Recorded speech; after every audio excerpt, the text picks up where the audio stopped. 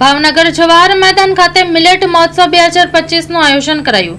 સંયુક્ત રાષ્ટ્ર સંઘ દ્વારા વર્ષ 2023 ને આંતરરાષ્ટ્રીય મિલેટ વર્ષ જાહેર કરી લોકોને પોતાના સ્વાસ્થ્ય અને તંદુરસ્તીની જાળવણી માટે મિલેટ આહારનો રોજિંદો ઉપયોગ કરવા જણાવ્યું છે, જેના ભાગરૂપે ગુજરાત સરકારના કૃષિ, ખેડૂત કલ્યાણ અને સહકાર વિભાગ દ્વારા મિલેટને પ્રોત્સાહન આપવા ભાવનગર જવાહર મેદાન ખાતે મિલેટ મહોત્સવ 2025 નું 2 દિવસીય આયોજન કરવામાં આવ્યું છે। Story report by Anil Gohil, Bhavnagar.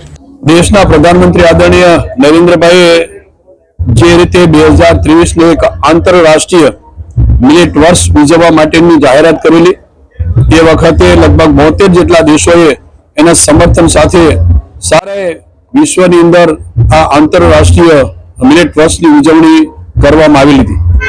એના ભાગરૂપે આજે ગુજરાતની અંદર પણ જ્યાં ખાસ કરીને 8 જેટલી મહાનગરપાલિકાઓ છે કે જ્યાં મિલેટ મહોત્સવ 2025 ખાસ કરીને પ્રાકૃતિક ફાર્મર એના જે સ્ટોલ વગેરેનું નિદર્શન એવું કાર્યક્રમ 8 જેટલી મહાનગરપાલિકાઓમાં કરવામાં આવ્યું છે। એ પૈકીના ભાવનગર ખાતેથી પણ આજે આ મિલેટ મહોત્સવ 2025 અને જે પ્રાકૃતિક ખેતીને અંતે જે ખેડૂતોએ પોતે ઉત્પન્ન કરેલી પ્રાકૃતિક વસ્તુઓ એના પણ સ્ટોલની સાથે આજે અહીંયા ઉદ્ઘાટન કરવામાં આવ્યું છે।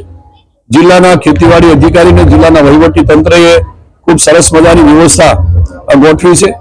આ મહાનગરપાલિકામાં 2 દિવસ સુધી આજે અને આવતીકાલ બંને દિવસ મિલેટ શ્રી અન્નની વિવિધ વાનગીઓ સાથે, વિવિધ પાકોની જણસો સાથે, અનાજોની નિદર્શન સાથેની અહીંયા 2 દિવસ સુધીનો આ કાર્યક્રમ ચાલુ રહેવાનો છે।